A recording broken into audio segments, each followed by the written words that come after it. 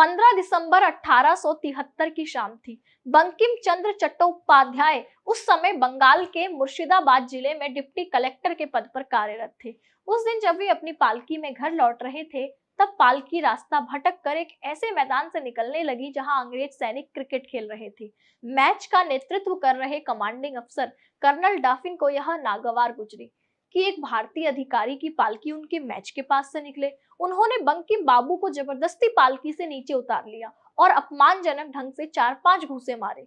यह घटना तब और भी अधिक अपमानजनक बन गई जब कई अंग्रेज और भारतीयों की आंखों के सामने एक उच्च भारतीय अधिकारी का इस तरह अपमान हुआ। अगले ही दिन 16 दिसंबर 1873 को बंकिम चंद्र ने कर्नल डफिन के खिलाफ कोर्ट में शिकायत दर्ज करवाई। कई गवाह पीछे हट गए, लेकिन राजा योगेंद्र नारायण राय और कुछ अन्य उनके साथ मजबूती से खड़े रहे। 12 जनवरी 1874 को मामले की अंतिम सुनवाई ने जज बंकिम चंद्र से केस वापस लेने की गुजारिश करी।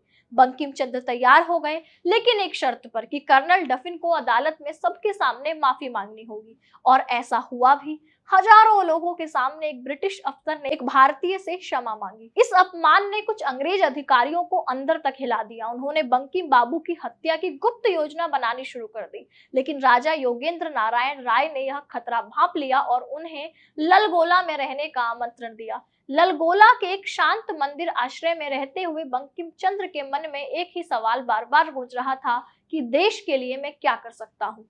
उत्तर बना वंदे मातरम।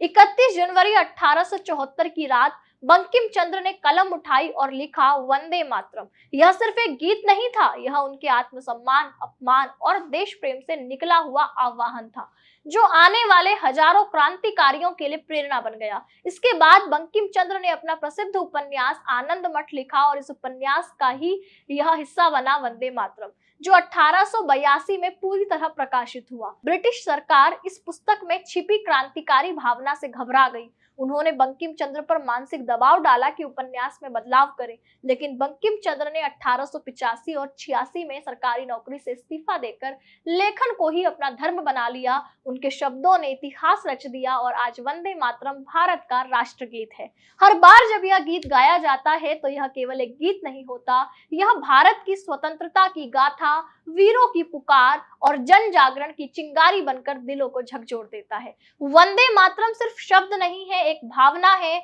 यह उस क्रांति की नींव है जिसने पूरे भारत को एक स्वर में बांध दिया। आपको कमेंट सेक्शन में बताना है कि हमारा राष्ट्रगान कौन सा है और उसको लिखा